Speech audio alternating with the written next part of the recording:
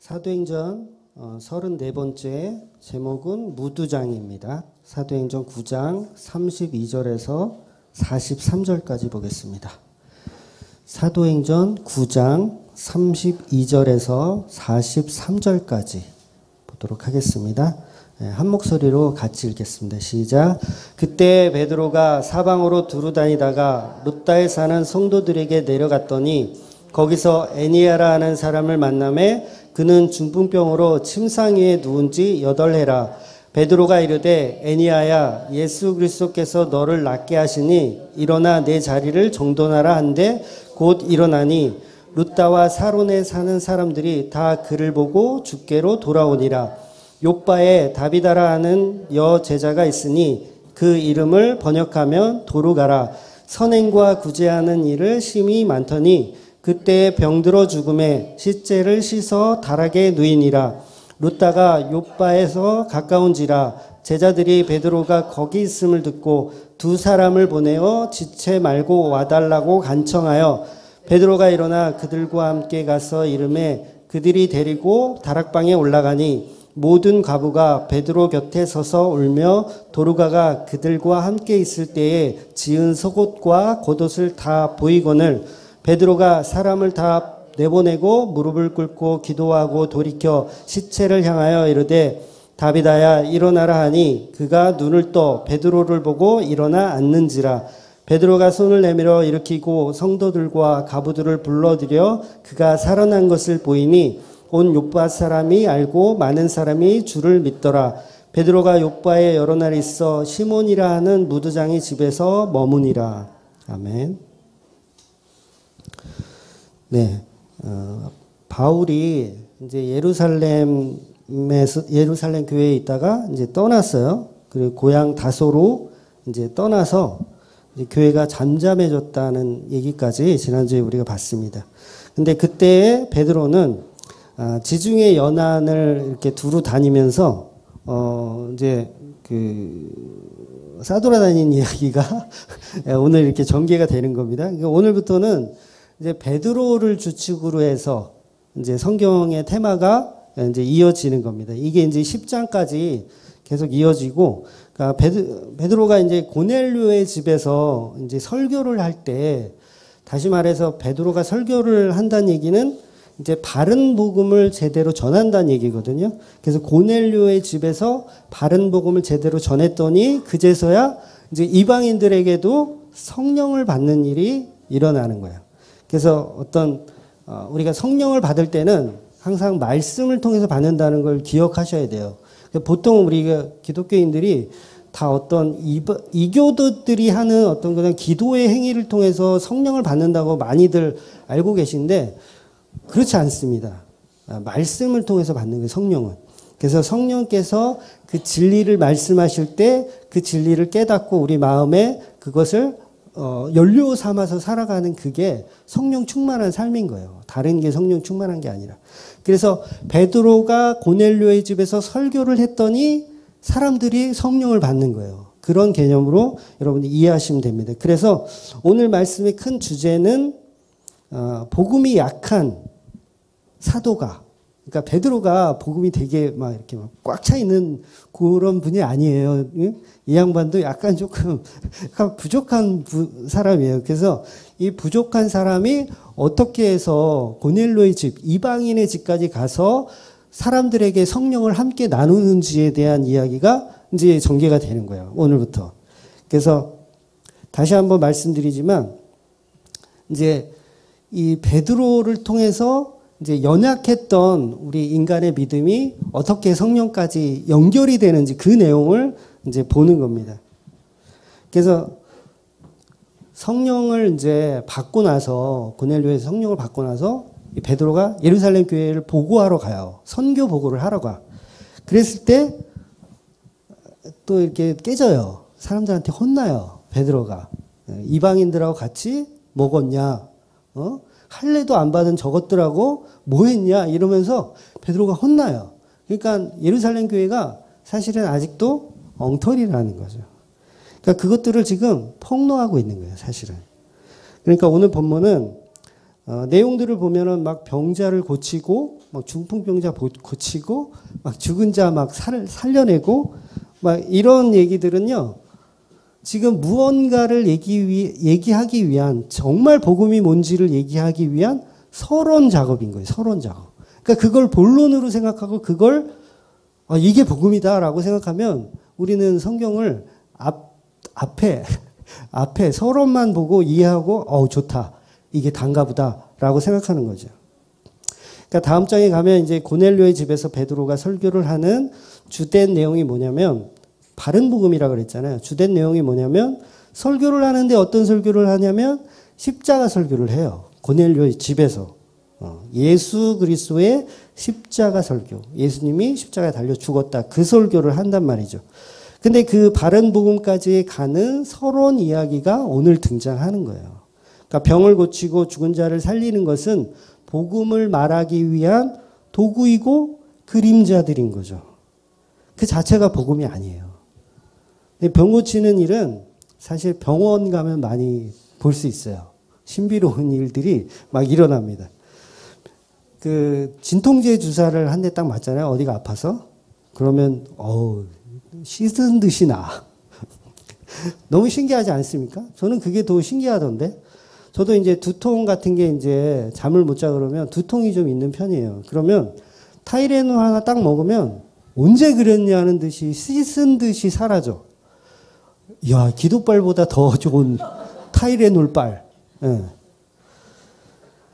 얼마나 신비로워요. 그렇게 아팠던 머리가 약 하나 먹었다고 그냥 씻은 듯이 나아요. 그러니까 하나님이 겨우 그런 수준의 어떤 신비로움으로 결론 내겠느냐고요. 우리한테 복음을 선물하실 때, 복음을 이야기하실 때. 그러니까 신비적인 체험들은 병원에 가서 확인하시면 됩니다. 병원에 가서.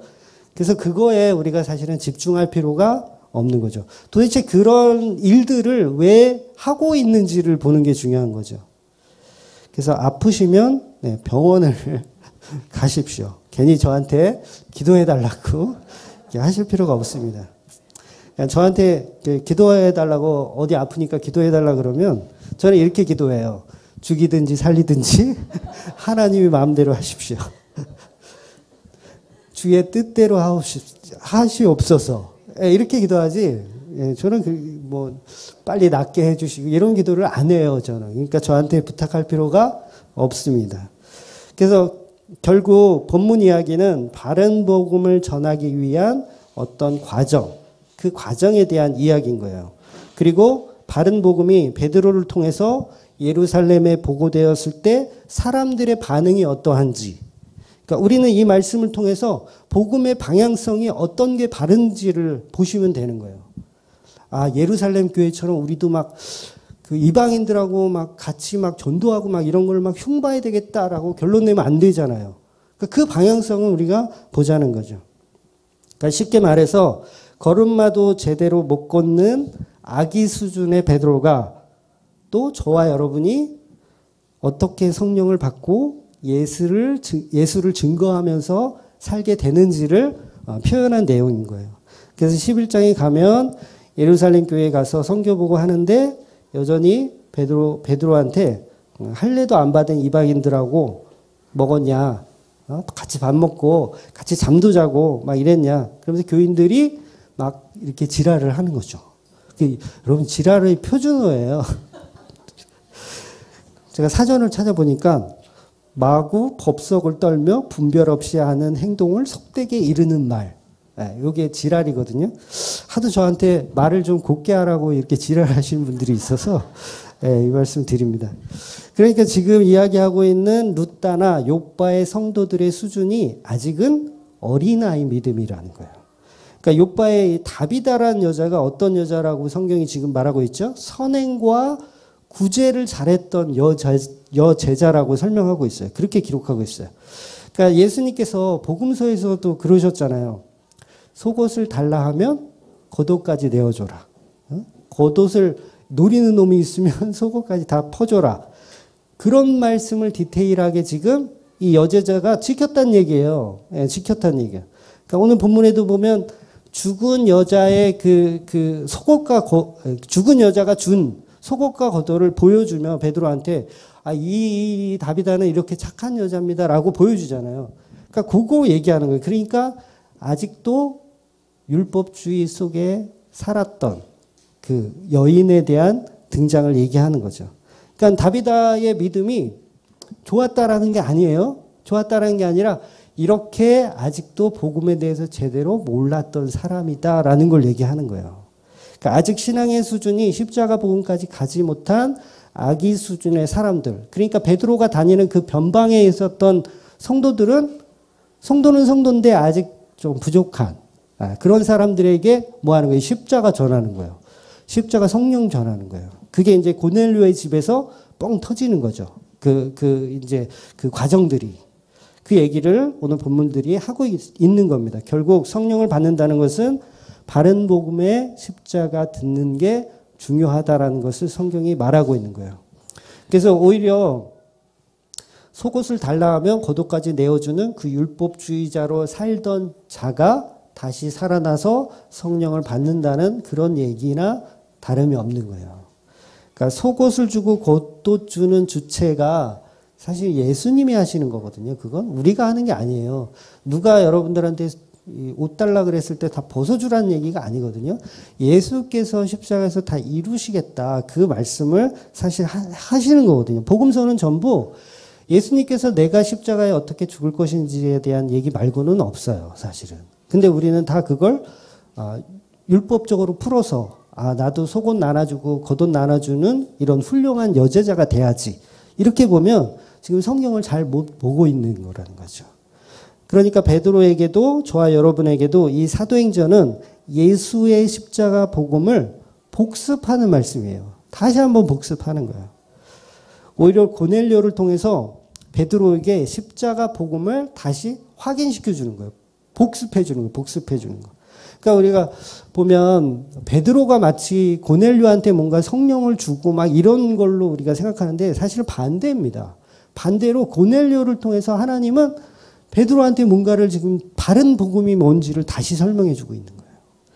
그러면서 자연스럽게 성경의 시선이 11장으로 들어가면서 베드로와 예루살렘 교회에서 이제 바나바와 사도 바울이 등장하면서 베이스 캠프가 예루살렘 교회가 아닌 안디옥 교회로 바뀌어지는 모습을 우리가 이제 나중에 또 보게 될 거예요. 그러니까 오늘부터 그 테마가 이제 시작이 되는 거죠. 그러니까 다른 강해 설교들 다 마찬가지지만 가급적이면 이렇게 징검다리로 들으시면 조금 이게 방향성에 혼란이 오실 수 있어요. 가급적이면 좀 순서대로 이렇게 들으시는 게 좋습니다. 네, 순서대로 좀 들어주시고 유튜브도 재생 목록 다 이렇게 해놨거든요. 재생 목록대로 가급적이면 그렇게 보시고 또 카페에도 순서대로 잘 정리가 되어 있고 질문도 할 수 있으니까 얼마나 좋아요. 야, 저는 옛날에 복음 이렇게 공부할 때 질문할 데가 없더라고요. 로이드 존스 목사님한테 전화할 수가 없잖아. 이미 죽은 분한테. 그러니까 사도행전이 사실 창세기보다도 어렵기 때문에 중간에 빠져버리면 이제 방향성을 잃고 혼돈할 수 있거든요. 그러니까 오늘 본문 읽으면서 사도들은 이렇게 병 고치는 일을 했고 이런 거 했구나. 교회도 이거 하면 되는구나. 라고 방향성을 잃어버릴 수가 있다라는 거죠. 물론 우리 중앙교회 성도들은 다 실력자이기 때문에 징검다리로 봐도 되겠지만 가급적이면 이렇게 순서대로 보시기를. 중간에 혹시 빠졌다. 그럼 꼭 챙겨보셔야 돼요. 예. 그냥 나중에 몰아보지 뭐 이러지 마시고 꼭 챙겨보시기 바랍니다. 그래서 오늘 내용도 잘못 오해하면 신비주의적으로 죽은 자를 살리기도 하니까 그쪽으로 무게를 두고 가면 성경을 잘못 읽는 겁니다. 그러니까 괜히 베드로라는 사도만 높이 평가하게 되는 거예요. 베드로 최고구나. 이런 오류를 범하게 된다는 거죠. 오히려 베드로를 낮추는 내용이에요. 아주 끌어내리는 내용이에요. 이방인인 고넬료에게 사도가 한 수 배우는 거죠. 사실은. 한 수 배우는 거야. 그러니까 베드로가 루다에 가서 전도를 하다가 애니아라는 중풍병자를 고치고 그로 인해서 많은 사람들이 주께로 돌아오는 이 내용. 문자적으로 보면 그냥 베드로 훌륭하네 이렇게 볼 수 있지만 결코 그런 내용이 아니라는 거죠. 그러니까 36절부터는 다비다라고 하는 여자가 죽었는데 죽은 자를 살리기도 해요. 베드로가. 이거 얼마나 대단해요. 성경에 보면 죽은 자를 살린 사람이 그렇게 많지 않거든요. 근데 베드로도 대단하잖아요. 예. 그래서 우리가 또 베드로 최고 이렇게 가면 안 된다는 거죠. 그러니까 베드로는 예수님의 모습을 대신해서 사역을 감당하는 모습으로 베드로를 높이 평가하는 쪽으로 가서는 안 됩니다. 예. 그러니까 지난주에도 보았지만 베드로의 행동이 약간 자연스러워 보이지가 않습니다. 오늘 본문도. 사실 그 사마리아 전도를 누가 했죠? 사마리아 전도를 빌립 집사가 했어요. 빌립 집사가. 그러니까 빌립 집사가 다 해놓고 나서 베드로가 나중에 뒤늦게 사마리아로 따라 들어가잖아요. 따라 들어가서 그때 또 전도하는 거예요. 그러니까 오늘 루다라는 곳에서 전도를 하는 것도 본문을 다시 보시면 알겠지만 베드로가 순수하게 전도의 목적, 개척의 목적으로 간 게 아니라 이미 예수를 믿고 있는 성도들에게 신방하러 가는 거예요. 그러니까 복음을 전하러 간 게 아니라 신방하러 가는 거예요. 그러니까 재주는 곰이 부리고 돈은 왕서방이 챙긴다. 맞나요? 왕서방이 챙긴다고 하잖아요. 베드로는 사실 한 게 없어요. 예. 사마리아도 본인이 안 했고 오늘도 이게 개척하러 가는 게 아니라 다 예수 믿는 사람 이렇게 순방하러 다니는 거예요. 32절 한번 오늘 본문인데 볼까요? 32절 시작. 그때 베드로가 사방으로 두루다니다가 루다에 사는 성도들에게 내려갔더니 그렇죠. 루다에 사는 성도들 이미 성도된 자들에게 내려간 거예요. 그러니까 바울이 떠나고 지금 사방을 두루다니다가 루다라는 곳에 왔는데 그곳은 이미 성도가 되어 있는 사람들에게 내려갔단 말입니다. 그러니까 전도하러 간 게 아닌 거죠. 어떤 바른 복음을 전하려고 간 것도 사실 아닌 거예요. 본인도 몰라요. 바른 복음이 뭔지 아직도 몰라요. 그러니까 이미 예수를 잘 믿고 있는 성도들에게 간 겁니다. 지금 한번 생각해 보자고요. 일개 집사도 그 더러운 땅, 개들의 땅, 그 사마리아에 가서 진짜 목숨 걸고 전도하는데 땅끝 전도를 하고 있는데 다음 장에 이제 고넬료가 나오잖아요. 고넬료가 이제 가이사라라는 곳에 있는데 사실 그것도 베드로가 전도를 하는 게 아니라 이미 빌립이 가이사라도 전도를 했어요. 빌립 집사가 다 해놨습니다. 그럼 제자 중에 수제자라고 하는 이 베드로가 개척하는 것도 아니고 그냥 예루살렘 변방 빌립이 이미 전도해 놓은 곳 이렇게 찾아다니면서 순시하는 그런 수준인 거예요. 그러니까 결코 베드로는 사실 지금 뭐 이렇게 막 특별하게 뭘 잘하거나 이런 것도 사실은 아닌 거예요. 오히려 빌립 집사가 더 상을 받으려면 빌립 집사가 더 상을 받아야 되는 거죠. 그리고 본문에서 요바에 간 것도 자기 발로 간 게 아니고 요바 사람들이 제자들이 찾아와요. 좀 와달라고. 그 베드로가 그때 가는 거예요. 그러니까 본인이 막 뭔가를 하려는 게 아니라 지금 이끌려 가고 있어요. 베드로 자체도 얘도 지금 얘래. 이 베드로 이 형님도 뭘 해야 될지 모르는 거예요. 그냥 이끌려 가는 거예요. 이끌려 가는 거. 그러니까 베드로가 무엇을 전도하고 개척하는 분위기가 아니고 여기저기 돌아다니면서 사건들이 베드로에게로 닥쳐오더라는 거죠. 그러니까 결론적으로 그 사건들이 베드로를 만들어가고 있다는 거예요. 그러니까 저와 여러분이 어떤 비전을 세우고 계획을 세워서 만들어가는 것이 아니라 그냥 베드로는 두루 다니는 거예요. 편한 곳을 찾아. 신방이나 다니면서 편한 곳을 찾아. 이렇게 다니면 그런 사건 사고들이 오히려 베드로에게 찾아오는 거죠. 그리고 데려가는 거죠. 가이사랴라는 곳이 복음서에 보면 베드로가 그 천국의 열쇠 받는 그 장면 나오잖아요. 내가 이제 반석으로 널 세우겠다. 천국의 열쇠를 내가 너에게 주겠다라고 했던 지역이 가이사랴예요. 그 가이사랴에 가서 지금 전도를 하는 내용이 다음 장에 이제 나와요. 그래서 여러분 이 부분들을 잘 기억하셔야 됩니다. 다른 모든 사역도 마찬가지지만 바나바나 바울도 마찬가지예요. 이들의 무엇을 개척하면서 가는 것이 아니라 예수님께서 이미 행하신 일들을 그냥 따라다니는, 예수님께서 이미 전도를 다 해놓으신 곳을 우리는 따라다니는 도구에 불과하다는 거죠.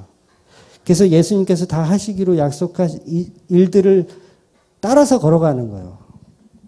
그러니까 보세요. 베드로가 개척을 해서 교회를 일군 게 아니고 교회는 이미 다른 누군가에 의해서 세워지고 있더라는 거죠. 그러니까 이름도 없고 빛도 없는 누군가의 손에 의해서. 그 대표적인 인물이 빌립 집사인 거예요. 그냥 일개 집사.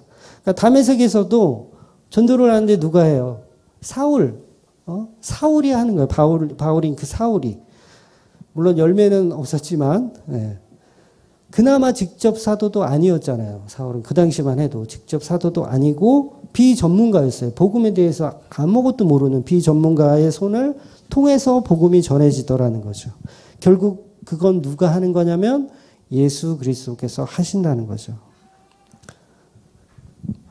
우리는 공이 없다라는 거예요. 너희들은 공이 없다. 성경은 전도자, 빌립 집사, 스데반 집사, 바울 이렇게 몇 안 되는 이름도 없는 사람들을 통해서 전달이 된다는 거죠. 결국 사도들은 사실 배제를 시켜요. 다 배제를 시켜요. 부각시키지 않습니다. 성경이 일부러 배제를 시켜요. 도대체 누가 루다에서 전도를 했고 욥바에서 전도를 했는지도 구체적인 언급도 없어요. 예. 그러니까 중요한 것은 지금 사도 베드로가 한 것이 아니라는 거죠. 베드로가 한 것이 아니에요. 그럼 베드로는 이미 차려놓은 밥상에 숟가락만 얹는 거죠. 그래서 전도는 주님이 하고 계신 거. 우리는 주님이 이루신 교회를 찾아가서 증인이 되는 거예요. 예수가 하셨군요. 예수가 하셨습니다. 라고 증인이 되는 사람이지 우리가 막 개척해서 전도해서 막 교회를 일구고 이런 개념이 아니라는 거죠. 예수가 하신 것을 우리가 확인하고 증인이 되는 게 바로 전도고 선교라는 거예요. 그러니까 예수님께서 다 하신 것을 우리는 목격하는 증인, 그런 방향성을 가지셔야 합니다. 그러니까 주맘교회는 예수님이 하신 거예요. 우리는 주가 하신 그 증인의 삶을 살아갈 뿐인 거죠. 그러니까 저도 마찬가지죠. 저도 담임 목사인 저도 제가 한 게 아니라는 거죠. 그럼 사도는 마찬가지죠. 저와 여러분은 전부 그 위치에서 다 내려와야 하는 겁니다. 그래서 전도 안 된다고 실망할 필요도 없죠. 네, 실망할 필요도 없는 거예요. 그러니까 하나님은 하나님의 언약을 따라서 하시기 때문에 그냥 우리는 기도하고 하나님의 나라를 위해서 기도하고 돌아오실 분들을 위해서 기도하는 것뿐이 없는 거예요. 그러니까 인력으로 우리 어떤 지혜와 지식으로는 불가능한 거죠. 그러니까 오늘 본문이 베드로가 이제 병자를 고치는데 죽은 자도 살리고 이건 역시 누가 하는 거예요? 사실은 베드로가 한 게 아니라 예수 그리스도께서 하신 거죠. 그래서 만약에 베드로가 한 거라면 베드로 교가 또 새로 생겨야 돼요. 그렇죠? 베드로 교가. 새로운 종교가 생겨야 됩니다. 그런데 베드로는 주님이 이루시는 길을 따라 다니면서 주가 행하신 놀라운 일들을 보고 듣고 경험하며 증거하는 거예요. 증거하는 거. 그러니까 바로 오늘 본문을 그런 시각으로 이해를 하셔야 됩니다. 그러니까 병자는 예수가 고치시는 거예요. 그러니까 예수님은 사망과 죽음을 이기시는 분이기 때문에 이 정의를 십자가에 선포하는 길을 따라 베드로와 저와 여러분이 가면서 그 일들을 증인이 되는 거예요. 증인. 그 일들을. 주가 행하신 일들을. 그래서 오늘 본문이 병자가 고쳐지고 죽은 자가 살아나는 역사는 예수 안에서 이루어지는 겁니다. 그리고 34절에 보면 베드로가 뭐라고 합니까? 한번 볼게요. 34절. 시작. 베드로가 이르되 에니야야 예수 그리스도께서 너를 낫게 하시니 일어나 내 자리를 정돈하라 한데 곧 일어나니. 그러니까 분명히 베드로는 예수 그리스도께서 너를 낫게 하신다고 선포를 합니다. 베드로가 내 이름으로 얘기하지 않았어요. 그러니까 내 실력도 아니고 예수가 너를 낫게 하신다라고 했어요. 그러니까 안수에서 막 병 고쳤다고 하는 목사들 가끔 있잖아요. 그러니까 교인들 전부 우리 목사님 하잖아요. 그러니까 누가 병 고쳐주면 우리 예수님, 우리 예수님 하는 사람 별로 없고 우리 목사님 한단 말이죠. 그러니까 목사가 안수해서 병을 고쳐줬는데 우리 예수님 하는 사람이 없잖아요. 전부 우리 목사님 하는 거예요.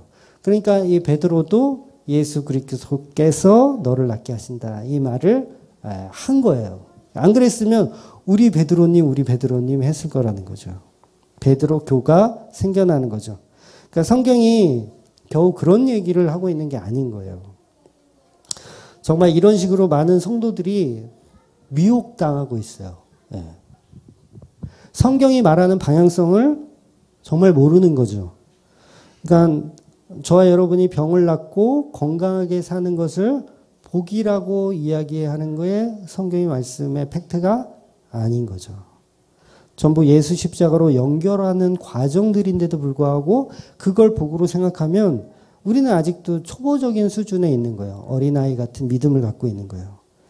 그러니까 땅을 소망으로 살려고 하는 자체가 이미 우리는 지옥을 사는 거나 마찬가지인 거예요. 땅을 소망으로. 이 땅에서 가늘고 길게 오래오래 살자. 뭐 그런 거. 이 땅은 이미 병들어 있습니다. 병들어 있어요. 창세기 3장 17절에서 19절까지 보겠습니다. 같이 읽을게요. 시작. 아담에게 이르시되 내가 내 아내의 말을 듣고 내가 내게 먹지 말라 한 나무의 열매를 먹었은즉 땅은 너를 말미암아 저주를 받고 너는 내 평생에 수고하여야 그 소산을 먹으리라. 땅이 내게 가시덤불과 엉겅퀴를 낼 것이라. 내가 먹을 것은 밭의 채소인즉 내가 흙으로 돌아갈 때까지 얼굴에 땀을 흘려야 먹을 것을 먹으리니 내가 그것을 취함을 입었음이라. 너는 흙이니 흙으로 돌아갈 것이니라 하시니라. 그러니까 이 땅은 죄에 의해서 저주 속에 이미 살고 있는 곳이에요. 그러니까 이 땅에서 여러분이 천년만년 살겠다라는 마음 자체가 그 복음이 아닌 거죠. 잘못된 거죠. 신천지 그 복음 아닌 거예요. 이 땅에서 천년만년 살겠다는 거잖아요. 그건 복음이 아닙니다. 이 땅을 벗어날 수 있는 방법은 오직 십자가밖에 없다. 그게 복음인 거예요. 그래서 예수님이 그 십자가 지러 이 땅에 오신 거고 그 십자가를 하나님 나라로 알고 사는 자들이 복이 있다라는 걸 선포하는 게 성경의 말씀이라는 거죠. 그 사람들이 천국을 사는 사람들인 거예요. 근데 이 땅에서 건강하게 오래 사는 게 복이라고요? 그건 다른 종교에서 얘기하는 겁니다. 기독교는 그런 얘기를 하지 않습니다. 그건 오히려 저주라고 얘기해요. 저주라고. 그러니까 예수 십자가가 아니면 전부 저주예요. 근데 성도는 몸이 많이 아파도 소망이 있어요. 네, 소망이 있어요. 그게 복음입니다. 우리는 애통한 마음이 있어도 위로를 받으며 천국을 사는 자들이에요. 이게 사실 말도 안 되는 말이잖아요. 이 윤리나 도덕적으로 보면 말도 안 되는 말이에요. 아픈 게 복이다. 건강한 건 오히려 저주다. 이런 모순이 어디 있어요? 모든 것을 누리며 부자로 사는 것이 천국 가기 힘들다. 이게 얼마나 모순이에요. 근데 예수님은 논리적으로 이해 안 되는 말씀을 자꾸 하셨단 말이에요. 부자는 천국 가기가 힘들어. 그것은 좁은 길이야. 이렇게 설교를 하신다는 거죠. 오늘 똑같은 본문을 보면서 다른 사람들은 전부 병을 낫고 건강하게 사는 것이 복이라고 말합니다. 그래서 목사님, 저도 안수 좀 해주세요. 여기도 아프고 저기도 아파요. 예수의 치료의 강선으로 나음을 입을지어다. 이렇게. 그 이재록이나 김기동이나 전부 그런 거 하는 거잖아요. 할렐루야 기도원 옛날에 많이 갔었거든요. 저도. 그 김계화 원장이라는 사람 막 암도 꺼내요. 막 이렇게 배에서 암도 꺼내고. 나중에 이제 그 방송에서 한번 나왔는데 스펀지 같은 걸로 이렇게 동물 피 이렇게 묻혀가지고 암 꺼냈다고 막 이렇게 뻥치다가 걸렸어. 예. 그러니까 신의 은사라는 게 이게 한두 번은 될 수가 있잖아요. 이게 플래시보 효과라는 게 있어요. 실제로 이제 믿으면 병이 나는 거예요. 감기 같은 것도 내가 약을 먹었는데 그 약이 사실 비타민인데 어떤 진통제라는 생각을 하고 먹으면 그게 플라시보 효과가 있는 거예요. 내가 병을 낫나 보다라고 생각하는 거. 그러니까 그런 플라시보 효과를 통해서 종교 안에서도 그런 어떤 나음과 치료가 일어날 수 있거든요. 근데 극히 드문 일이긴 하죠. 그러니까 한두 번 그게 되면 이제 또 그게 계속 되는 줄 알아. 근데 안 되니까 그냥 스펀지에다가 동물피 묻혀가지고 막 하는 거죠. 그러니까 어떤 목사는 그러잖아요. 옛날에는 내가 병 고치는 은사가 있었는데 지금은 교인들이 많아져가지고 이제는 은사가 없어졌다고. 예. 그 은사를 찾으려면 한 40일 금식기도를 내가 해야 되는데 뭐 자신이 없다고. 그게 그런 거잖아요. 어떤 신내림 받으러 이제 가는 무당들이 하는 얘기하고 똑같은 거잖아요. 신이 안 내려오셔서 이게 안 되네.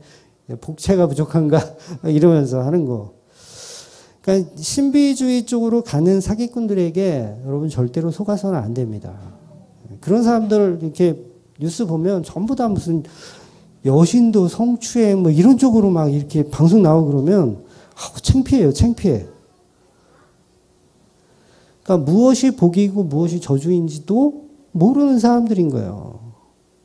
그러니까 이렇게 복음을 모르면 우리는 결국 예수를 흉내내는 쪽으로 가는 거죠. 예수님이 하셨으니 우리도 할 수 있다. 막 이렇게. 결국은 예수를 흉내내는 그런 자로 성경을 제대로 이해하지 못하는 다른 방식의 복음의 방향성을 보는 거죠. 그러니까 사도행전 2장에 사도들과 성도들이 예루살렘 교회에서 성령을 받고 방언도 받아요. 그러니까 이 양반들이 예루살렘 교회를 떠나지를 않습니다. 너무 좋은 거야. 떠나지를 않아. 그러니까 흩어져야 하는데 예수님 말씀은 너희는 땅 끝까지 복음을 전하라고 흩어져라고 했는데 예루살렘 교회에서 안 떠나. 막말로 얘기해서 휴거를 기다리고 있는 거예요. 휴거. 예수님 오시겠지. 곧 재림하시겠지. 이거 휴거 기다리고 있는 거예요. 예수님 재림하실 것만 믿고 그냥 죽치고 있는 거예요. 예루살렘 교회에서. 예수님 분명히 가서 땅끝 전도하라 그랬는데 휴거 받는 게 더 좋은 거잖아요. 기독교인들도 그러잖아요. 휴거 받고 싶어 하시는 분들 많잖아요. 그러니까 우리가 사도 바울의 전도 여행을 보면 알지만 솔직히 전도라는 게 힘들어요. 지금보다도 그 당시는 이거는 비교할 수도 없을 만큼 힘들죠. 그러니까 맨날 돌에 맞아야 되고 채찍에 맞아야 되고 감옥에 가야 하고 그리고 거의 노숙자 생활을 밥 먹듯이 해야 되는 그런 상황이 전도 생활이에요. 근데 그 예루살렘 교인들이 그거 하고 싶겠냐고요. 빨리 휴거 받고 천국 가고 싶지. 그러니까 예수님 구름을 타고 옷이 없어서 이러면서 이제 있는 거예요. 물론 그 신앙 자체가 틀렸다는 얘기는 아닙니다. 근데 예루살렘 교회가 그 모습으로 바른 복음의 방향성이 아닌 내 구원의 위주로 복음을 풀어가고 있었다라는 거죠. 역시 사람들은 못 알아듣고 있었다는 거죠. 그래서 휴거만 바라고 있던 예루살렘 성도들에게 하나님은 스데반을 순교시켜서 교인들을 흩어버리시는 거예요. 그제서야 사마리아의 전도가 되는 거예요. 그러니까 사마리아가 예수를 믿어. 말도 안 돼. 사마리아가 어떻게 그 개들이 예수를 믿어. 우리 사도 중에 누가 거기 가서 전도했나? 네가 갔어? 너가 갔냐? 아닌데. 누가 갔대? 빌립 집사가 갔대. 뭐? 그 헬라파 유대인 그 집사? 나 그 선글라스 끼고 드럼 치는 그 집사? 뭐 이런 식으로 예를 든 거예요. 그런 식으로 그 집사가 가서 사마리아에 전도했대? 야, 그럼 우리도 한번 가보자. 이렇게 된 게 사마리아 전도잖아요. 그러니까 우리는 나중에 천국 가서 받을 어떤 저작권 자체도 없는 거예요. 예수가 다 하신 거니까. 무슨 상급 타령을 어떻게 할 수가 있어요. 예수님이 다 하셨는데. 그 자체가 교만인 거죠. 그러니까 전도의 방식 모든 것은 예수 그리스도를 통하여 예수 그리스도께서 이루어 가시는 겁니다. 우리 가정의 전도와 땅끝 전도 예수님이 하시는 거예요. 그러니까 병 고치고 이런 것들 전부 과정에 불과합니다. 신비주의, 기복주의 다 마찬가지예요. 걸음마 수준인 거예요. 그건 걸음마 수준. 그런 신비주의를 믿는 사람이 믿음 되게 큰 것 같죠? 아니요. 믿음 하나도 안 커요. 그거 엉터리예요. 엉터리. 그거는 스님들에게서도 있는 일이고 다른 이교도에서도 있는 일입니다. 예수를 처음 믿을 때는 그런 방식이 좋아요. 효과적이에요. 그건 사실입니다. 그래서 그 방법을 지금 사도행전도 그거를 설명하고 있는 거예요. 그러니까 기복주의 자체가 사실은 나쁘다라고 말할 수만은 없어요. 예, 초보 수준에서는 그게 좋은 거예요. 교회 가면 복 받아. 그래? 그럼 교회 한번 나가볼까? 이러면서 복음을 접하는 계기가 될 수는 있어요. 그런데 5살짜리 다주하고 22살짜리 우리 예주하고 내용이 똑같으면 안 되잖아요. 똑같으면 되겠습니까? 네, 똑같으면 안 돼요. 22살짜리한테는 기복주의나 성공주의가 필요가 없는 거예요. 그런 복음의 수준에 있는 사람들에게는. 그러니까 교회를 처음 나온 사람들한테는 필요할지는 모르겠지만 이제 성장해야 되는 거예요. 우리는 성장해야 되는 거. 옛날에도 제가 한번 말씀드린 적이 있는데 제가 학생회 교회에서 이제 학생회 교사를 하던 시절에 어떤 아이가 교회 나온 지 얼마 안 된 아이예요. 선생님, 저 예뻐지기 위해서 기도하면 안 되나요? 그러니까 예뻐지기 위해서. 나는 뭐 눈도 그렇고 코도 그렇고 예뻐지고 싶어요. 예뻐지게 해달라고 하나님께 기도하면 되나요? 안 되느냐? 이런 질문을 하는 거예요. 그래서 제가 뭐라 그랬게요? 야, 열심히 기도해야겠다. 넌 정말 많이 기도해야 돼. 열심히 기도해. 하나님 앞에. 조금 기도해가지고 넌 견적이 물론 과장되게 얘기하는 거예요. 기도하라 그랬어요. 제가. 그러니까 그 수준에 있는 아이는 그런 기도밖에 할 수가 없는 거예요. 그러니까 그보다 더 깊은 기도는 이 아이가 복음을 성장하게 되면 이제 더 이상 그런 기도는 안 하게 되는 거예요. 근데 지금은 복음의 성장 수준이 그거밖에 안 되니까 기도하라고 하는 거예요. 그래, 예뻐지기 위해서 기도해. 괜찮아. 아직 아기니까, 이제 젖먹이니까 기도해. 괜찮아. 여러분도 그런 질문을 하실 수가 있을 거예요. 내 가족을 위해서 기도해도 되나요? 이런 거. 남편의 건강을 위해서 기도해도 되나요? 자식들을 위해서, 자식들의 뭐 대학 합격을 위해서 기도해도 되냐?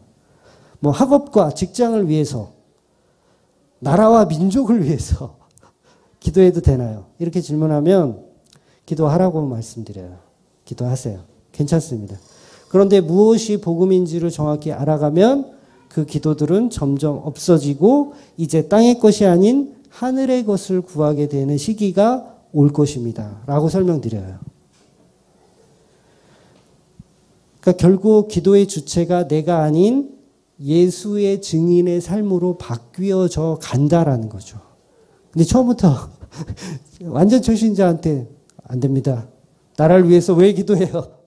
이러면은 이 목사 이상해. 이딴 같아. 대본에 나오죠. 그러니까 복음의 수준에 맞게 5살짜리는 5살짜리에 맞는 그런 복음이 있는 거고 22살은 22살에 맞는 복음이 있는 겁니다. 그래서 복음은 성장하는 거예요. 성장. 네.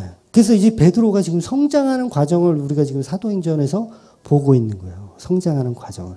그러면 병자 고치고 죽은 자 살리는 건 이건 뭐예요? 아직 초보 단계인 거예요. 초보 단계. 그게 막 최고가 아니라 겨우 그거야? 겨우 그거야? 그럼 십자가는 완성의 단계라는 거죠. 완성의 단계. 고린도전서 13장 11절 보겠습니다. 시작. 내가 어렸을 때에는 말하는 것이 어린아이와 같고 깨닫는 것이 어린아이와 같고 생각하는 것이 어린아이와 같다가 장성한 사람이 되어서는 어린아이의 일을 버렸노라. 그러니까 한국의 수많은 교회들이 있지만 제가 뭐 가짜라는 표현을 이렇게 많이 하기도 하지만 물론 진짜 가짜도 있는데 가짜라는 표현을 하기도 하지만 그 말 속에는 아직 복음의 수준이 너무 아기 단계에 있다라는 말도 되는 거예요. 그러니까 어린아이와 같다. 그러니까 이 어린아이는 순수하고 능력 없음이 아니라 아직 복음이 뭔지 모르는 그런 말귀를 못 알아듣는 수준이다. 그 얘기를 하는 거예요. 그래서 가난한 성도들 있잖아요. 가난한 성도들. 교회 안 다니고 집에서 그냥 예배 드리는 가난한 성도. 그러니까 갈 만한 교회가 없다라고 얘기하는 게 뭐냐면 본인은 그래도 복음에 대해서 아는데 나는 안디옥 교회 수준이라고 생각하는데 예루살렘 교회 못 다니는 거예요. 가면 맨날 할례 갖고 싸우고 뭐 제사 가지고 싸우고 여전히 그러고 있으니까 꼴도 보기 싫은 거죠. 아, 못 다니겠다. 이럴 바에 해야 안디옥 교회를 가야 되는데 안디옥 교회가 너무 멀어. 저 파주에 있어. 그래서 집에서 그냥 예배 드리는 거죠. 그냥 교회 가면 그러잖아요. 뭐 11조를 해라. 뭐 주일 성수를 할 거냐 말 거냐. 뭐 이러면서 교회들이 싸우고 있으니까 가난한 성도는 그 수준에 안 맞는 거예요. 이건 뭐 교만하고 이런 개념이 아니라 22살짜리가 유치원 가서 공부하려면 어떻게 생각하겠어요? 아, 열받죠. 내가 여기서 지금 얘네들하고. 지금 교만한 얘기를 하고 있는 게 아니에요. 복음의 성장의 단계가 다르다라는 얘기를 하고 있는 거예요. 그래서 안 나가는 거예요. 교회를 안 나가. 가난을 거꾸로 하면 안 나가. 안 나가는 거예요. 교회를. 그런 크리스찬들이 많아요. 실제로. 그러니까 그 수준의 가난한 성도들을 품을 수 있는 교회도 없고 그들에게 복음을 연결시켜 줄 수 있는 목사들이 부족한 거죠. 숫자는 엄청 많아요. 목사가 너무 많아. 그런데 어떻게 유치원 다니는 애가 중학생한테 앉혀놓고 복음을 가르칠 수 있어요? 못 가르치는 거예요. 못 가르치는 거. 그래서 교회들이 연약하면 연약할수록 바른 복음은 더욱더 필요한 거예요. 그러니까 예루살렘 교회는 복음을 못 알아들어요. 그러니까 안디옥 교회에 갈 준비하라는 거예요. 바울에게 예수님께서 야, 여기는 너 수준에 안 맞아. 여기 못 알아들을 거야. 그러니까 너는 안디옥 교회에 갈 준비해. 그래서 가나안 성도로 보내버리는 거예요. 그러니까 바울이 바로 안 가잖아요. 예루살렘 교회에서 나와서 다소로 가잖아요. 거기서 10년 가까이 있으면서 뭐 하는 거예요? 가나안 성도 하는 거예요. 가나안 성도. 물론 거기 그 다소에 가서도 이제 전도를 했겠지만 교회를 섬길 수가 없는 거예요. 수준이 안 되니까.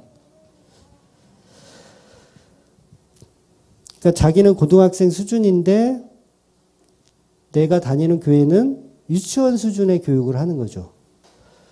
그러니까 담임 목사님도 초등학교 1학년 수준이야. 자기는 그래도 고등학교 수준인데. 야, 이럴 바에는 내가 자퇴를 하고 내가 인강을 듣고 말지 내가 인터넷 강의를 들어서 내가 대학을 가지. 이거 수준이 맞냐? 이러는 거예요. 그래서 가난한 성도들도 물론 이게 옳다라는 건 아닙니다. 예. 바른 복음의 수준에 맞는 그런 교회들을 사실은 찾으셔야 돼요. 그래서 그런 질문들을 많이 하세요. 갈 교회가 정말 없는데 집에서 인터넷으로 예배드리면 안 되냐고 이러신 분들이 있어요. 저는 절대로 혼자라면 하지 말라 그래요. 혼자라면 하지 말고 두세 사람이라도 이렇게 같이 하실 분이 있으면 하시라고 이렇게 말씀드려요. 그러니까 전도는 길거리 나가서 이렇게 하는 것만 전도가 아니라 주위에 있는 사람들한테 바른 복음을 함께 나누는 그것도 굉장한 전도라는 거예요. 그래서 혼자 유튜브를 보고 예배 드리는 건 안 되고 최소한 2명이라도 모여서 예배를 드리시라고 이렇게 말씀드립니다. 네, 다시 본문으로 가볼게요. 오늘 본문에서 베드로가 실수하는 게 있어요. 실수하는 게 뭐냐면 처음에는 중풍병자를 고칠 때는 예수의 이름으로 선포를 해요. 그죠? 아까 우리가 봤죠? 그 애니아야 예수께서 너를 낫게 하신다. 이렇게 얘기를 해요. 그리고 일어나라 라고 얘기해요. 내 자리를 정돈하라. 곧 일어나니. 그러니까 중풍병자 애니아에게는 예수께서 낫기를 원한다고 말씀하시고 고치는데 욥바에서 다비다를 살릴 때는 예수 이름이라는 언급이 전혀 없이 그냥 베드로가 예수님을 흉내내요. 예수님을 그냥 흉내냅니다. 그러니까 예수님께서 야이로의 딸을 살리실 때 이야기 아시죠? 그러니까 달리다 쿰 해가지고 일어나라 이렇게 얘기했던 거. 그래서 예수님께서 야이로의 딸을 살리시잖아요. 그 모습하고 오늘 본문의 베드로의 모습하고 또 거의 똑같습니다. 거의 예수님 흉내내는 거예요. 거의 똑같아요. 그러니까 이거 완전 저작권 위반이에요. 저작권 이게 예수의 이름으로 명하노니 일어나라도 아니고 예수 이름 빼버렸어. 저작권 위반이에요. 예수를 흉내내서 지금 다비다를 살리고 있어요. 그래서 그리고 나서 살리고 나서 또 다른 게 있어요. 살리고 나서 예수님과 베드로가 다른 모습이 또 하나 있는데 예수님 때는 야이로 딸을 살리고 나서 쉿 조용 얘기하지 마 이랬는데 베드로는 사람들 다 불러. 내가 이제 죽은 자 살렸으니까 사람들 불러. 자 확인해. 좀 다른 모습이 지금 보여요. 우리가 한번 확인해 볼게요. 마가복음 5장 43절입니다. 마가복음 5장 43절 시작. 예수께서 이 일을 아무도 알지 못하게 하라고 그들을 많이 경계하시고 이에 소녀에게 먹을 것을 주라 하시니라. 그러니까 예수님 때는 이 일을 아무도 알지 못하게 하라고 명령을 하세요. 죽은 자를 살려놓으시고 비밀로 하라고 말씀하세요. 그런데 오늘 베드로는 어떤지 볼까요? 41절 본문 41절 시작. 베드로가 손을 내밀어 일으키고 성도들과 가부들을 불러들여 그가 살아난 것을 보이니라. 그러니까 내가 살렸어. 야, 다 보여. 이런 거예요. 그러니까 베드로는 동네 사람들 다 모이라고 해서 살아난 것을 알리죠. 예수님과의 행동과 조금 다른 행동을 하고 있어요. 그러니까 예수님은 병자를 고치고 나서 항상 그 자리를 주로, 항상은 아니죠. 주로 피하셨어요. 주로 피하셨어요. 그러니까 베드로는 근데 반대로 지금 확인을 시켜줘요. 사람들을 불러서. 그러니까 예수님은 병자를 고친 후 다른 마을로 간다든가 아니면 산으로 올라가신다든가 그런 식으로 하셨는데 베드로는 아예 거기서 머물러요. 얼마나 접대가 좋았을까요? 한번 상상해 보세요. 죽은 자를 살렸어. 베드로야. 야, 접대가. 야, 경호원들 딱 붙어가지고, 우리 베드로.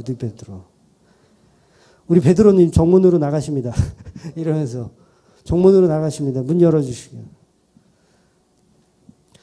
본문 43절 볼게요. 본문 43절. 시작. 베드로가 요바에 여러 날이 있어 시몬이라는 무두쟁이 집에서 머무니라.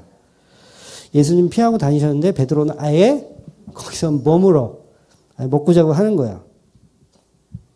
그러니까 성경이 지금 뭘 이야기하고 싶으냐면 우리는 너도 나도 예수를 믿는다고 하면서 결국은 예수를 흉내내는 사람으로 간다는 거예요. 베드로도 예외가 아니에요. 저와 여러분도 예외가 아니에요. 혹시 내가 이 은사가 있어가지고 병고치는 은사가 있어가지고 막 살려내. 결국 그 영광은 내가 받는 거예요. 내가 가져가는 거예요. 여러분 목사들이 오늘 본문을 설교를 잘 안 해요. 오늘 본문 잘 안 합니다. 그러니까 여러분 중에서도 교회를 오래 다녔어도 베드로가 죽은 자를 살렸다는 얘기 처음 들어보신 분들도 있을지도 몰라요. 그만큼 사실 본문으로 선택하지 않는 본문이에요. 그러니까 예수님은 나사로를 살렸던 얘기 알아요. 뭐 야이로의 딸 살린 것도 알고 그 졸고 있다 떨어져 죽은 그 유두고를 살리는 이야기도 웬만한 분들은 다 알더라고요. 그런데 베드로가 죽은 자를 살렸다라는 얘기는 그 성전 위문에 있었던 안전뱅이를 일으켰던 사건보다도 잘 알려져 있지 않아요. 왜냐하면 이 설교의 내용에서 빼먹을 수 있는 게 없어요. 그게 무슨 얘기냐면 이 설교 그대로 문자적으로 설교하면 저도 이 능력이 있어야 돼요. 은사 받은 사람이 있어야 돼요. 그래서 병자를 고쳐야 되는데 이게 안 되잖아요, 이게. 그래서 이 본문은 설교 안 하는 거예요, 목사들이. 특히 그 신사도 운동을 주장하시는 분들은 신사도 운동이라는 게 뭐예요? 여전히 사도의 기능이 있다라고 보는 거죠. 그럼 죽은 자 살려야 돼. 그럼 전화가 와.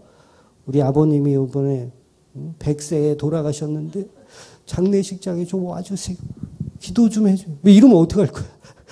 곤란하잖아요. 그러니까 이런 설교를 잘 안 하신다는 거죠. 해석이 안 되니까. 그러니까 차라리 그 바울이 그 졸다가 떨어져 죽은 그 유두고 청년 살릴 때는 거봐. 말씀 똑바로 안 듣고 졸다가 떨어져 죽으면 이거 어떡할 거야? 이러면서 졸지 마. 이렇게 협박이라도 할 수 있는 내용이라도 있는데 이 오늘 본문은 그런 것도 없다라는 거죠. 그래서 오늘 본문은 그런 기적의 이야기를 다룬 것이 아니라 여전히 예수님은 죄와 사망을 이기신 분이라는 것을 내용으로 전달하고 있는 거예요. 결국은 십자가의 능력이 어떤 능력인지를 설명하는 내용인 거죠. 그러니까 베드로가 10장에 가면 고넬료의 집에 가서 설교를 하는데 성령을 받는다고 했어요. 그때 어떤 설교를 베드로가 하냐면 십자가 설교를 합니다. 한번 찾아볼게요. 사도행전 10장 39절 40절 시작. 우리는 유대인의 땅과 예루살렘에서 그가 행하신 모든 일의 증인이라. 그들이 나무에 달아 죽였으니 하나님이 사흘 만에 다시 살리사 나타나시되. 그러니까 예수님의 십자가에 대한 설교를 하는 거예요, 베드로가. 그러니까 고넬료는 로마의 군인이에요. 로마의 군인, 백부장, 100명의 부하를 거느린 백부장, 이방인이죠. 그러니까 룻다도 그렇고 욥바도 그렇고 예루살렘의 변방입니다. 변방. 그 지중해 연안에 있는 변방. 그러니까 고넬료가 있는 가이사라는 사마리아, 그러니까 예루살렘 위에 한참 위에 사마리아보다도 북동쪽으로 더 올라가야 돼요. 더 올라가야 되는 북방에 있는 곳입니다. 가이사라도. 그러니까 예수님께서 베드로에게 저와 여러분에게 뭘 말씀하고 싶은 거냐면 이방인들에게도 구원이 있다라는 것을 계속해서 설명하고 있는 내용인 거예요. 그러니까 이게 오늘 본문으로부터 시작하는 큰 주제이고 사도행전 전체의 맥락이라고 해도 과언이 아닌 거예요. 이방인에게 구원이 있다. 이거 설명하는 내용이라는 거죠. 이게 그래서 오늘 본문이 오늘 다음 주에 이렇게 보게 될 본문이 사도행전의 허리입니다. 허리. 중심이에요. 중심. 이방인에게도 구원이 있다. 그거 설명하는 거예요. 그래서 룻다에서도 예수님이 하셨던 병 고치는 사역을 베드로를 통해서 이루신 것이고 욥바에서도 죽은 자를 살리는 역사를 경험하게 하시는 거예요. 결국 이방인을 구원하시는 내용으로 점층적이며 반복적으로 설명하는 단계인 거예요. 그리고 이 이방인 속에 있는 다른 민족뿐만 아니라 병든 자, 고아, 과부, 심지어는 다비다처럼 죽은 자까지도 살려낼 수 있는 구원의 메시지가 있다라는 것을 선포하는 거예요. 그러니까 그림자죠. 그림자. 죽은 자를 살리는 것은 그림자인 거예요. 그러니까 사도가 병자를 고치고 죽은 자를 살리고 이런 문자적인 내용을 전달하고 싶은 게 아니고 이방인에게도 구원이 있다라는 것을 말하고 싶은 거예요. 그러니까 이 이방인이 결국 누구예요? 본문에는 결국은 고넬료를 말하는 거고 저와 여러분을 말하는 거예요. 그러니까 나그네였던 우리, 고아였던 우리, 과부였던 우리가 바로 이방인이에요. 그러니까 우리에게 구원이 있다라는 걸 설명하는 거죠. 그러니까 율법주의로 살아가고 있었던 저와 여러분, 그러니까 속옷을 챙겨주던, 겉옷을 만들어줘서 사람들에게 나눠주었던 그런 윤리적으로 율법적으로 살았던 다비다가 어떻게 죽고 다시 살아난지를 설명하는 거예요. 다시 말해서 본문은 저와 여러분이 예수 십자가로 다시 살아나는 내용을 설명하는 거예요. 그러니까 어떤 호러 영화에 나오는 막 좀비가 막 일어나고 죽은 자가 일어나고 그 얘기가 아닌 거죠. 어차피 다비다는 나이가 들면 또 죽어요. 근데 또 죽을 거 이걸 살려가지고 이걸 성경에 기록하겠어요. 그 이야기를 하고 있는 게 아닌 거죠. 나사로도 마찬가지예요. 나사로도 죽은 거 다시 살려줬어요. 근데 또 죽는단 말이죠. 결국은. 우리 곁에 없잖아요. 나사로가. 다비다가 죽었다 살아났어요. 그런데 또 죽어요. 유두고도 또 죽고. 전부 다시 죽어요. 근데 그게 무슨 의미가 있어요. 그게. 어차피 죽을 거. 이 썩어질 세상, 이 저주받은 이 세상에 더 살게 해주는 게 그걸 복이라고 성경이 말하고 있지 않을 거라는 거죠. 예를 들어서 120살 먹으신 어르신이 암에 걸렸어요. 과연 수술해서 칼을 대서 수술하는 게 옳을까? 식이요법 해가지고 이거 먹지 마세요, 저거 먹지 마세요 해가지고 막 굶겨가지고 치료하는 게 나을까?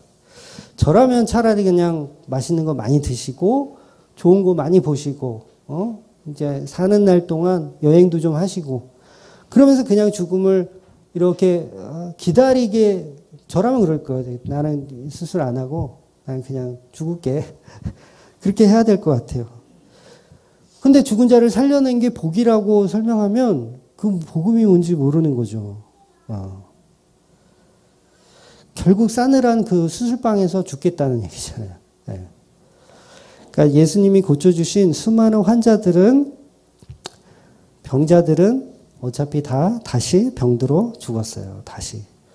그럼 예수님이 고작 그런 병이나 고쳐주려고 오신 분이 아니라는 설명인 겁니다.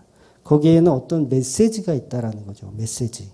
근데 우리는 여전히 그 육신이 연약해서 예수님의 참뜻은 이해하지 않고 그냥 내가 아픈 것, 내가 건강한 것, 내가 잘 되는 것, 그것만 본다고요. 그건 세상 사람들하고 똑같은 사고를 가지고 사는 거죠. 성도는 죽음을 이기신 예수를 바라보는 자들이에요. 그 아장아장 걸음마 수준에서 사실은 나와야 돼요. 빠져나오셔야 돼요. 베드로가 욥바에서 여러 날을 거하면서 무두장이 집에 있어요. 무두장이. 이 무두장이가 뭐냐면 율법적으로 보면 굉장히 부정한 자거든요. 부정한 자. 그러니까 무두장이가 뭐 하는 사람이냐면 가죽을 가공하는 사람이에요. 그래서 짐승들, 죽은 시체들 막 만지고 막 이러는 거예요. 그러니까 율법적으로 보면 부정한 자예요. 부정한 자. 같이 상종하면 안 되는 부정한 자. 근데 그런 가죽을 세공하는 사람 집에서, 무두장이 집에서 베드로가 먹고 자고 하고 있는 거예요. 당연히 성경적으로도 부정하기 짝이 없는 그 자와 베드로가 함께 연합하여 머무는 겁니다. 그래서 베드로는 지금 본문에서 예수님의 그림자로 등장하는 거예요. 그래서 베드로가 병자를 고쳐주고 예수님처럼 그곳에서 떠나지 않고 그 부정한 곳에 같이 머물러 있는 거예요. 그러니까 베드로가 무두장이의 집에서 머물러 있다는 얘기는 예수 그리스도께서 부정한 우리 가운데 머물러 있다라는 얘기예요. 그게 바로 예수예요. 예수. 그러니까 베드로 보시면 안 돼요. 지금 본문에서 예수를 보셔야 돼요. 예수가 무두장이와 같은 나에게 오셔서 안주하고 계시는구나. 여기 머물러 계시는구나. 그리고 율법주의로 사로잡혀 있었던 죽은 나를 다시 살리시는 예수구나. 그걸 보셔야 되는 거죠. 그러니까 베드로는 예수의 그림자로 등장하기 때문에 부정한 집에 머무는 거예요. 그곳이 바로 성탄절을 의미하는 마구간. 아주 더러운 곳. 분뇨 냄새가 나는 더러운 곳. 거기에 십자가가 서는 거예요. 그곳에 무두장이 집, 그 부정한 곳에 십자가가 서는 거예요. 그 부정한 곳이 어디예요? 저와 여러분의 곳, 여러분이 있는 곳. 거기에 십자가가 서는 거죠.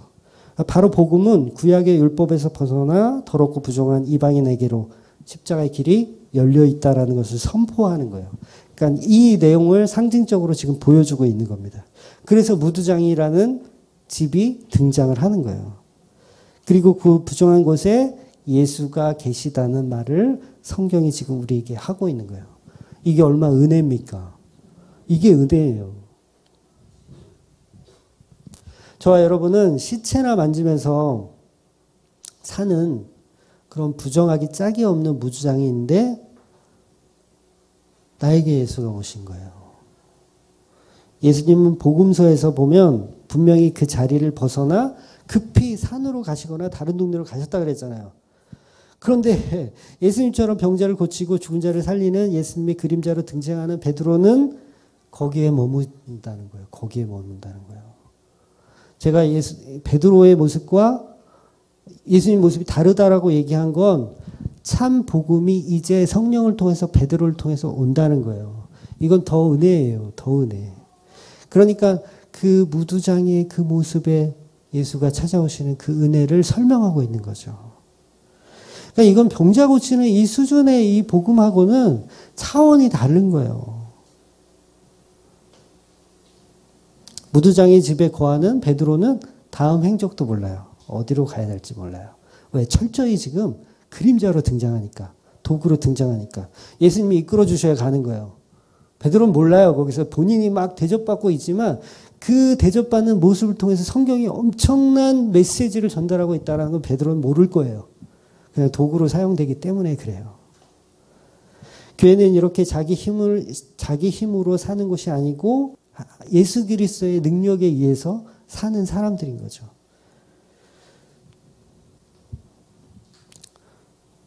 바로 예수님은 베드로를 통해서 그 은혜의 십자가를 선포하고 계신 겁니다. 그래서 전도나 선교는 예수님이 하시는 거고 베드로는 그냥 갈 데 없어서 그냥 여기 무저장에 머무는 거예요. 베드로는 사도 바울처럼 진취적이지도 않았습니다. 개척 전신도 별로 없어요. 일이 꼬이면 나는 고기나 잡으러 가야겠다. 그런 사람이에요. 새로운 곳을 개척하는 걸 두려워해요. 그냥 성도들 찾아다니면서 신방이나 하는 거 좋아하지 그런 자를 예수님이 지금 사용하고 계신다는 거예요. 아마 베드로는 자기가 이방인인 로마 백부장 집에 신방 가게 될 거라는 것도 지금은 꿈에도 상상도 못하고 있을 거예요. 아마 한 번도 생각해 본 적 없을 거예요. 내가 이방인 집에 가서 내가 전도를 해? 상상도 못하고 있을 거예요. 아마 그 당시 바로 무주장의 집에 있을 때 예수님이 야, 너 고넬료 집에 가라. 그러면 망설였을 거예요. 거기를 내가 왜 가요? 그래서 예수님이 다음 장에 가면 환상을 보여주시면서 부정한 것들을 보여주세요. 하늘에서 부정한 것이 내려와서 잡아먹으라. 그런 본문으로 베드로를 성장시키고 계신 거예요. 그런 본문에서 베드로가 다비다를 살린 것은 뭐예요? 예수님께서 십자가를 세우신 겁니다. 어린아이 같은 신앙, 율법주의에 빠져 사는 저와 여러분에게 십자가가 서는 내용이 오늘 본문인 거예요. 그러니까 10장에서 보겠지만 백부장 고넬료가 베드로를 보자마자 엎드려 절해요. 그때 베드로가 태도가 어때요? 나도 사람이다. 이런 말을 하잖아요. 나도 사람이다. 자기 부인이 일어나죠. 좀 전에 어때요? 막 누릴 거 누렸어. 내가 죽은 자 살렸고, 밥 가져와. 막 이러면서 막 무드장이 집에서 있었는데 성장한 거예요. 지금 성장한 거. 고넬료 앞에 나도 사람이다. 라고 하면서 왜 그러시냐. 이렇게 성장하는 거예요. 즉 예수님이 자기 의가 드러나는 베드로를 계속해서 부정시켜 가시는 거예요. 죽은 자를 살려놓고 예수님처럼 그 자리를 떠나야 하는 베드로를 만들어 가시는 거죠. 그래서 저와 여러분이 뭘 해야 될지 모를 때 있어요. 그럴 때 있잖아요. 내가 뭘 해야 되지? 괜찮아요. 그것 때문에 비관하실 필요도 없습니다. 특히 청소년들이 그런 비관 많이 하잖아요. 나는 뭘 해야 되지? 막 이런 비관. 우리가 뭘 해도 다 죄인데 그걸 왜 비관해요? 그렇잖아요. 뭘 해도 죄인데 내가 뭘 해야 될지 모르겠다는 것을 왜 비관합니까?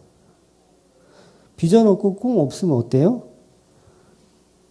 나를 이끌어 가실 비전과 꿈을 갖고 계신 그 하나님을 기대하는 게 얼마나 그게 최고예요. 하나님의 계획에 의해 이끌어 간다라는 사실을 아는 것만으로도 그건 그 어떤 비전과 꿈보다 더 대단한 겁니다. 베드로는 지금 전혀 몰라요. 나를 이끌고 계신 분이 누군지를 몰라요. 근데 이끌어 가시는 거예요. 막 이끌어 가시는 거. 무드장이와 함께 사는 거 불편합니다. 불편해요. 남이 보면 망신이에요.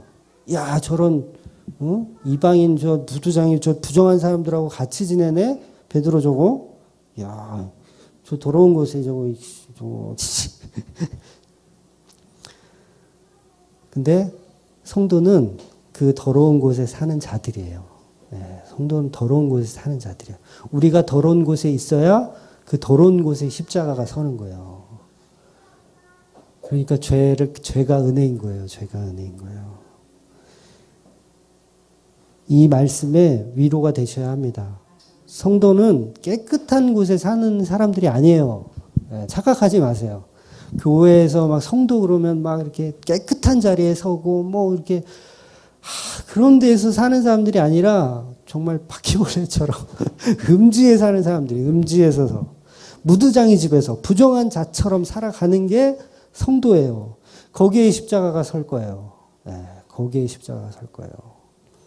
그러니까 견디셔야 되는 거예요. 그러니까 예수님은요, 일부러 베드로를 무두장이 집에 밀어 넣으신 거예요. 너 여기서 경험해. 부정한 게 뭔지 경험해. 더러운 게 뭔지 경험해. 내가 십자가 세울게. 여기 있어. 라고 하시는 거예요. 체면이 있지. 죽은 자도 살린 베드로가 체면이 있지. 어떻게 부정한 자하고 함께 먹고 마시며. 근데 예수님이 글로 밀어 넣으시는 거예요. 죽은 짐승의 사체 냄새가 진동하는 그곳에 우리를 머물게 하십니다. 그래서 우리는 절대 그것을 부정해서는 안 됩니다. 내가 부정한 자이구나. 그 십자가가 세워질 토대를 만드는 거기 때문에 그렇습니다. 그리고 10장에서 계속 부정한 짐승까지 보여주세요. 부정이에요. 계속 부정 얘기를 하시는 거예요. 잡아먹어? 이 더러운 것을 어떻게 먹어요? 계속해서 똑같은 얘기 하는 거예요. 예수님 베드로한테 너가 부정한 자야. 부정한 자야. 그런데 그 부정한 너를 내가 구원할 거야. 그 얘기 하시는 거예요. 잡아먹으라. 이걸 어떻게 먹어요? 이 더러운 거를. 3번이나. 우리는 이 땅에서 무엇이 정하고 무엇이 부정한지도 사실 몰라요. 뭘 알아요? 우리가 모르죠. 그거 배우라고 무두장이 집에 사는 거예요. 전부 십자가 얘기입니다. 십자가 이야기. 그래서 그 더러움을, 그 죄를 깊이 느끼고 그 안에서 우리는 예수만 바라보고 십자가만 바라보는 존재로 성장하는 거예요. 그걸 회개라고 얘기하는 거예요. 그걸 회개. 그걸 성화라고 얘기하고 그걸 성도의 견인이라고 얘기하는 거예요. 그래서 성도는 그 더러운 곳에서 누구나 십자가를 발견하셔야 됩니다. 잘 견디고 잘 견뎌서 그것이 진정한 복임을 누리시는 저와 여러분이 되시기를 주의 이름으로 축원드립니다. 아멘. 기도하겠습니다.